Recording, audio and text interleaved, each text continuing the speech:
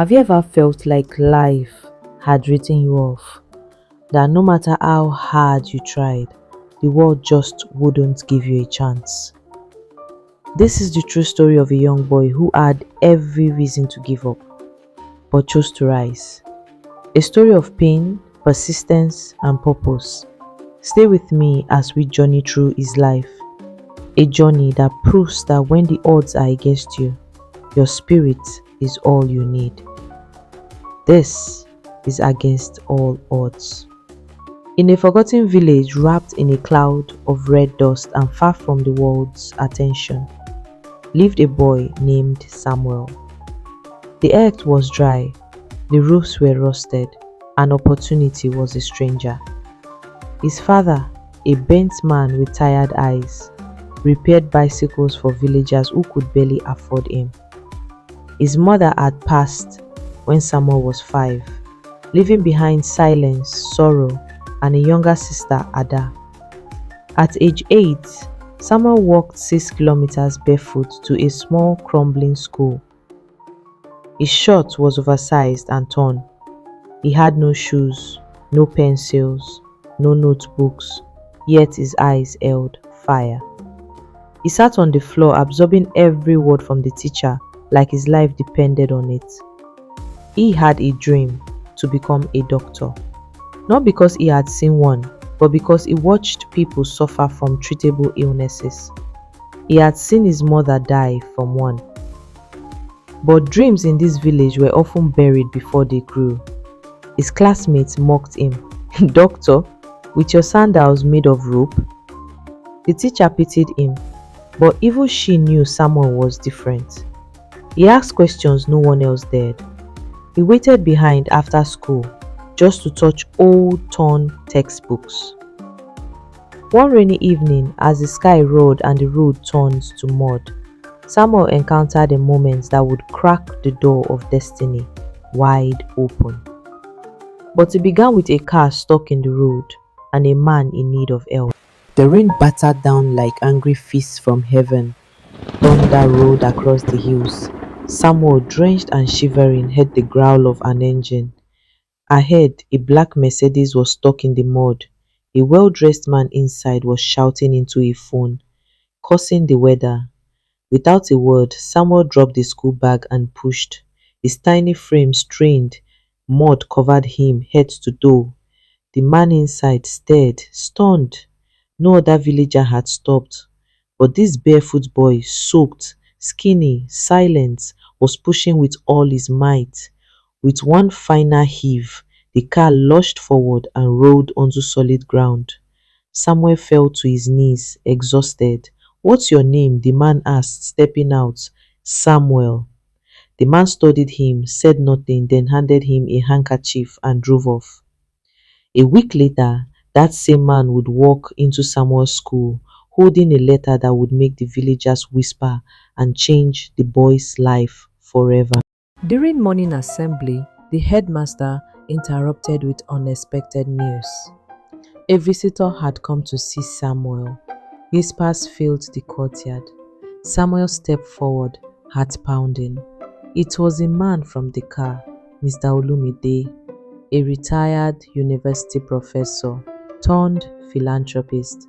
Olumide had been so moved by Samuel's selflessness that he did a background check. What he found shocked him. A boy who topped his class every term, whose father could not afford a meal, whose mother had died untreated, and who still came to school every day.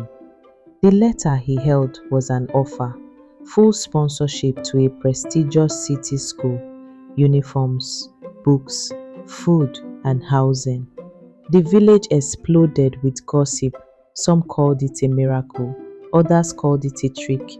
Jealousy and admiration clashed. Samuel, scared and unsure, accepted. But life in the city was no fairy tale. In a school of polished shoes, fancy gadgets, and fluent English, Samuel quickly realized he was the outsider, and one public humiliation almost sent him packing back home. Samuel's first few weeks at the prestigious city school were like stepping into a different universe. Everything was fast: the English, the lessons, the expectations. Students had laptops, tablets, branded school bags, and polished black shoes. Samuel, with his worn sandals and village accent, stood out like a sore thumb. He was placed in the back of the class. He barely spoke. When he did, it was met with chuckles. One Thursday in biology class, the teacher asked him to read aloud. Samuel hesitated, trying to sound out the longer words. His tongue tripped. A snicker came from the front, then more laughter. "He is not reading, he is wrestling the alphabet," someone yelled. Even the teacher smirked and told him to sit down. That afternoon, Samuel ran behind the hostel dormitory. He squatted near a drainage tunnel, tears streaking down his cheeks. He looked at his calloused hands and wondered why he had thought he belonged here. He almost called Mr. Olumide to send him home, but a voice echoed in his head, his mother's voice. "Don't let life shame you into silence, my son." That night, under his hostel bed, with a borrowed flashlight and torn biology textbook, Samuel studied. He would show them. Days later, a science competition was announced. Students scoffed when Samuel's name appeared on the sign-up sheet, but what he would present would leave the room in stunned silence. The topic was public health education. Samuel chose malaria, the disease that haunted his village, the one that had claimed the lives of his cousins and almost took his sister. He spent every free moment in the library, taking notes, drawing diagrams, and practicing. He wasn't flashy. He didn't have digital slides, but he had lived the reality he was explaining. When it was his turn to present, his voice shook at first, then it grew steady. He described how stagnant water bred mosquitoes. He shared how one net, just one, could save a family. He spoke, not like a student, but like someone who had survived it. There was silence when he finished, then applause. Not polite applause, real, thunderous, disbelieving applause. He won. His picture was printed in a local paper. He was called to the principal's office and congratulated. Slowly, the way students looked at him began to change. But as his lights began to rise, a phone call in the dead of night shattered everything he thought was finally coming together.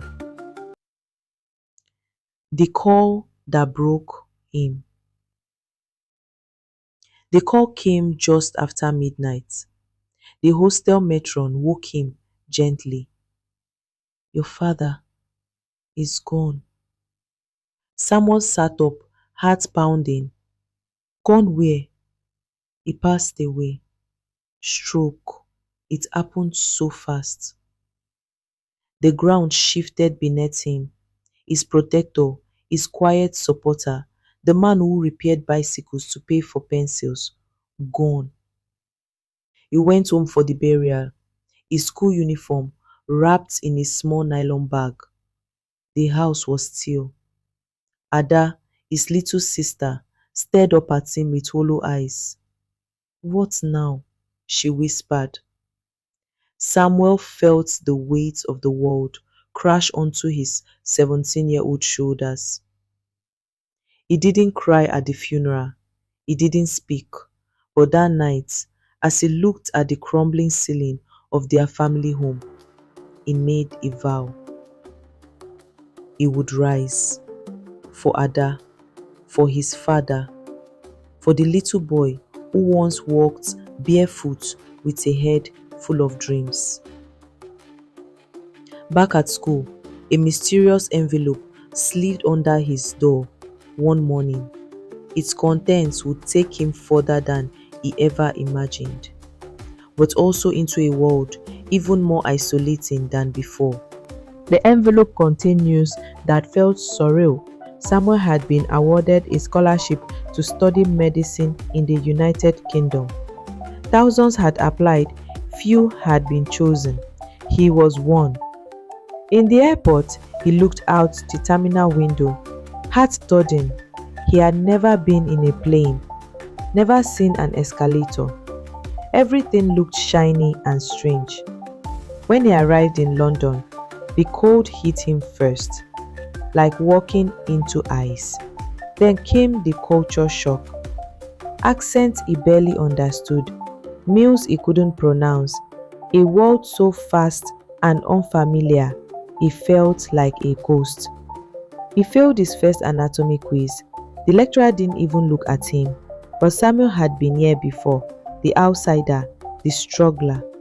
He visited the library daily, watched YouTube tutorials late into the night, formed a study group of international students.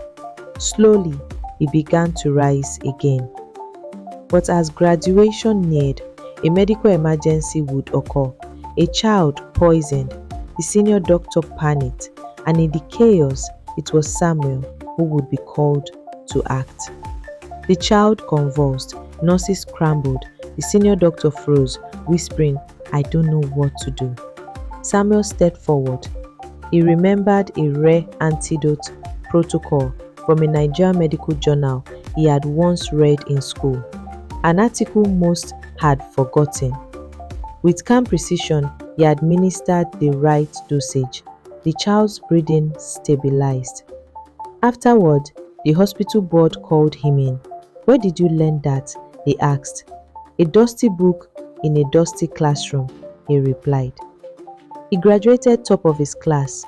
Job offers came from across the country, prestigious institutions, high salaries, but Samuel declined. He packed a small bag and wrote a single sentence in his journal. "Purpose is greater than position." He was going home.